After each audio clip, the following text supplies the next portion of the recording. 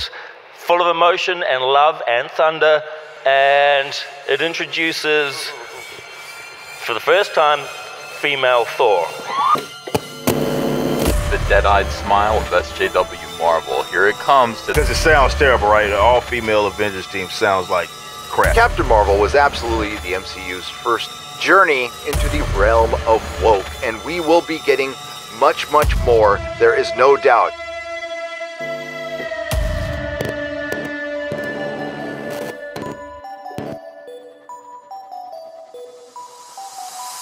You know, when I first conceptualized the show, my intention was to have each of our episodes correlate with a movie or something going on in popular media. I was able to get that video out about Aquaman, then another about Spider-Man to go with Into the Spider-Verse. I knew I wouldn't be able to cover everything, but one movie I knew I needed to cover was Captain Marvel. Also Endgame, and Far From Home, and Lion King. Listen, I f***ed up. But some interesting things happened in that time frame. Captain Marvel was released on March 8th and turned out to be a huge success.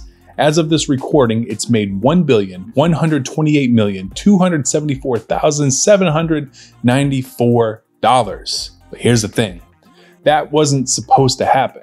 Leading up to the movie's release, the chatter online was that Captain Marvel was going to flop and it was going to ruin the MCU.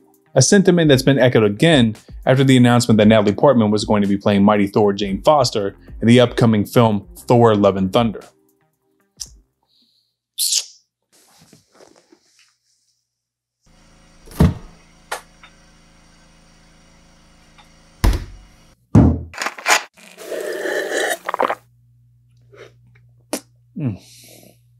I love soda. I mean, I know it's bad for me, but there's something about the original flavor that's just so damn good.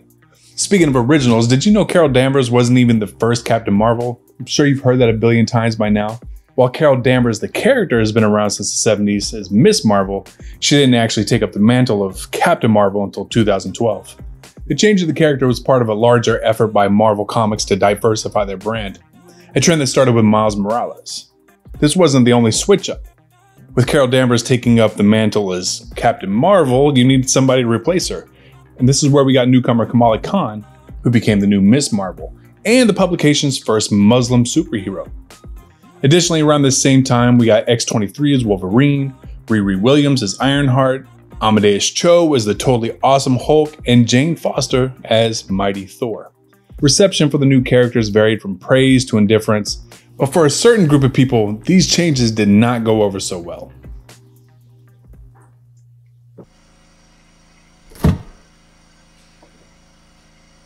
Babe! Why'd you get cherry soda? I got it because I like it. I don't! Have you had it before? No. Some readers took Marvel's move toward diversification as an attack on their identity, arguing that it was forced diversity. This outrage led to what's now known as comicsgate, a partner movement to Gamergate and an offshoot of the American alt-right movement. It's with this movement where we find the genesis of the pejorative term social justice warrior and the hashtag Get Woke, Go Broke.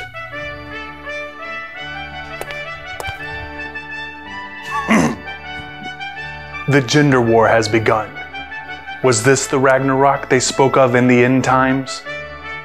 Didn't Captain Marvel used to be a guy?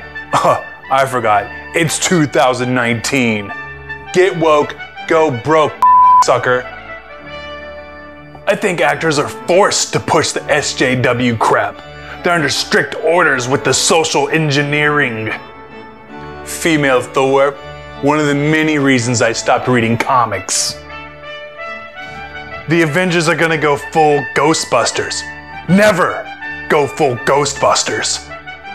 Freaking called it. Stan's death was the end of sanity. If Disney really wanted to wow me with their wokeness, they'd cast Ryan Gosling as Blade. Rip Hollywood, MCU, Disney, and Star Wars. I'm going to watch Frasier. Good work. Feminism is the enemy of... Fuck you. Feminism, Jesus Christ. Feminism is the enemy of peaceful coexistence and democracy. Thor is a forced gay romance. Using the sale of single-issue comics as a measuring stick, the comicsgate crowd determined that forcing diversity would alienate fans, thus causing brands to go broke due to a lack of sales. Superficially, they weren't wrong. Single issues for the new cast of characters underperformed compared to their established contemporaries. However, that wasn't the whole story, as sales of trade paperback books featuring diverse characters consistently sold better, with titles like The Unbeatable Squirrel Girl and Ms. Marvel making it onto the New York Times bestseller list. Still, the hashtag rose and was catapulted in popularity after actress Brie Larson talked about a lack of diversity amongst film critics during her speech at the Women in Film Awards, when she said this: "I hate white men, they smell like wet dogs, and they don't wash their legs." Actually, this is what she really said. Am I saying that I hate white dudes? No, I'm not. But if you make a movie that has a love letter to women of color, there's an insanely low chance a woman of color will have a chance to see your movie and review your movie. As it turns out, what she said was never about who she didn't want to see the film, but rather the lack of diversity in the people reviewing the movies. But as with the internet culture, truth about what Brie Larson said got lost in the madness. Countless comicsgate bloggers and YouTubers now had something to aim at, and made Larson the target of their collective effort to tank Captain Marvel's want to see rating on Rotten Tomatoes, successfully driving it down to only 28%, prompting the company to remove the metric altogether. But this didn't stop the campaign to make it appear as though the film was bombing with audiences. And as of today, Captain Marvel has a certified fresh critical rating of 78% and a rotten audience score of 55%. But how do we know audiences just genuinely didn't like it? You see, sites like Rotten Tomatoes have no way to legitimately filter reviewers that have seen the movie from those who haven't. Anybody can leave a review. Captain Marvel received a total of 90,385 reviews on Rotten Tomatoes, an unusually high number. To put this into perspective, Endgame, the biggest film of all time, only received 60,941. Additionally, more reputable sites like cinemascore.com that use exit polling found the audiences rather enjoyed the film, giving it an overall rating of A. This wasn't the first time there was a concerted effort to tank a film though. Just 1 year earlier, critics rated Black Panther fresh at 96% versus an audience score of 79%, after an unfounded rumor that there was going to be an all African American screening. And in 2017, Star Wars The Last Jedi received a 91% rating from critics and a 44% rating from the audience on over 200,000 reviews after what appeared to be a perfect storm of internet rage. In any case, going woke did not equal going broke for any of these films. Black Panther went on to be one of the biggest films in US history. The Last Jedi made well over $1 billion, and as I stated earlier, Captain Marvel made $1.2 billion. So what gives? Why do these more diverse films continue to do well despite the backlash online? Is there anybody important that preferably has something to do with comics that can explain this for us?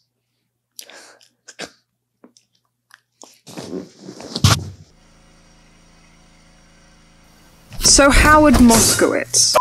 Moskowitz has absolutely nothing to do with comics whatsoever, which means he's not really that important. Except for when you look at the field of market research, which I guess has everything to do with anything you buy, so I guess he does have something to do with comics. Moskowitz is famous for his groundbreaking discovery that people don't know what they want until you show them it.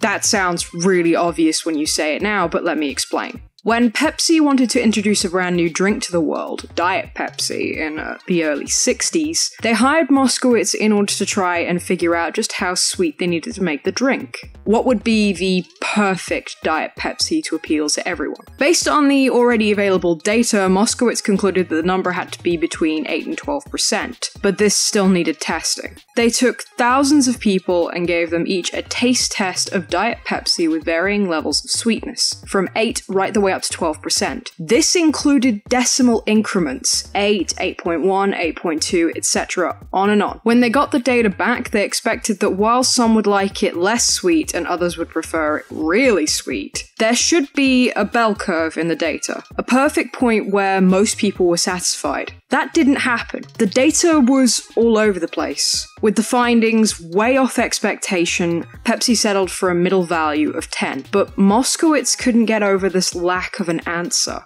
Years later, he is approached by Vlasic Pickles, wanting to know what the perfect pickle is. Being British, I have no idea if Vlasic Pickles are any good, and I don't like pickles anyway, so I would have just told them to scrap the whole thing. But Moskowitz has a breakthrough. There is no perfect pickle. Don't touch the original recipe. Instead, offer choice. Make more varieties, regular, zesty, etc. In the 80s, he's hired by Campbell's Soup. How do we make ragu sauce better? Instead of changing the original recipes, he made 45 different variations, all with subtle changes to the last one. When that was tested, he asked people to rate each one out of 100. With that data, he came back to Campbell's and told them to make 3 different kinds: the regular, chunky, and spicy.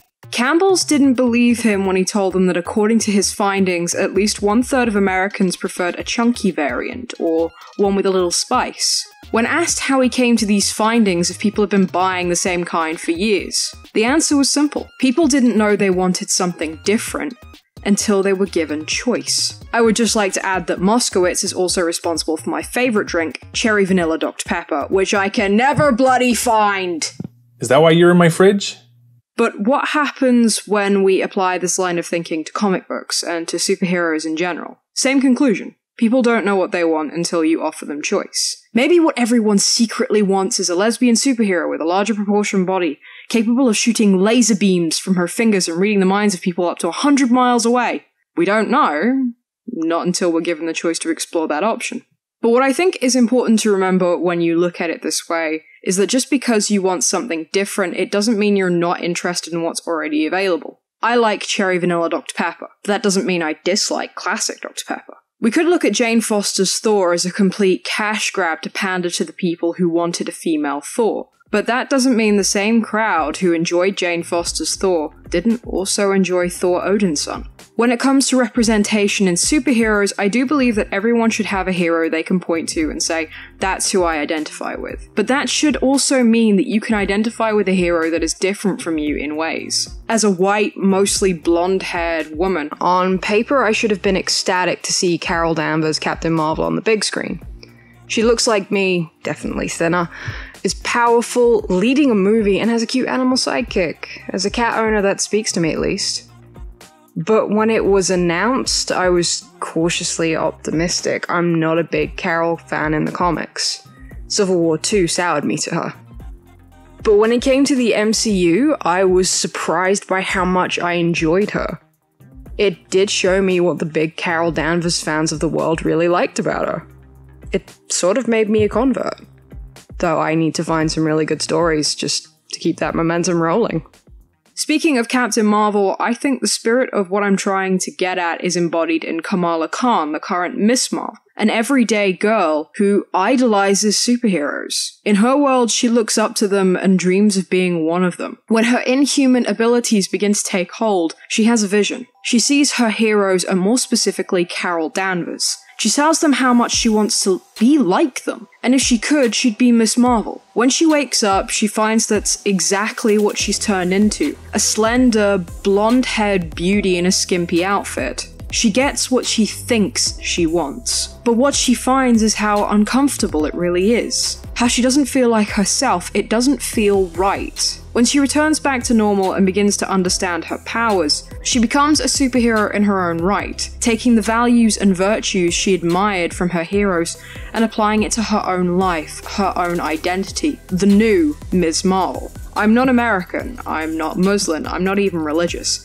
Heck, I'm not even Kamala's age anymore. But if you were to ask me what Marvel hero I identified with the most, I would be Kamala Khan. Otherwise, I'd be Superman. If you want to know more about Moskowitz and his work, I heavily recommend the book he co-authored, Selling Blue Elephants, or the excellent TED Talk on the Guy by Malcolm Gladwell. Are you done? Do you have any Cherry Vanilla Dr. Pepper? No. Well then, I'm done. Get out of my apartment! Clean your fridge. Pickles are gross and Americans are weird. Damn Yank.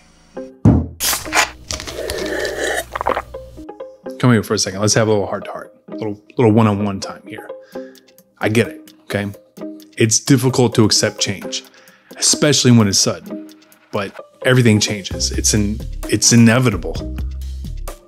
This soda, Coca-Cola in general, the original Coca-Cola, is vastly different from what people called soda 100 years ago, both in design, taste, recipe, substance, anything that you could think of. The only reason I like a particular flavor or you like a particular flavor is because it's the flavor that you were introduced to first. Over time, it changed to fit the people's ever-changing palates. And when they realized it mixed well with other flavors, they were able to bring it to a completely new demographic. Thor is not Thor is not Thor. Ariel is not Ariel is not Ariel. And Captain Marvel is not Captain Marvel is not Captain Marvel. We, like the characters we read about, change. We try new things, and through those experiences, develop the ability to view the world through a different perspective. But this can only happen if you make the effort. Also, you motherfuckers weren't complaining about Thor when they turned him to a motherfucking horse person. Nobody's ever talking about motherfucking goddamn Beta Ray Bill. Why did they turn Thor into a horse? No one says that shit. You just get mad when he's turned into a goddamn woman or something like that. That's not even, it's silly. Your character, your favorite character from wherever the fuck is not gonna go away. Yeah. Fuck off.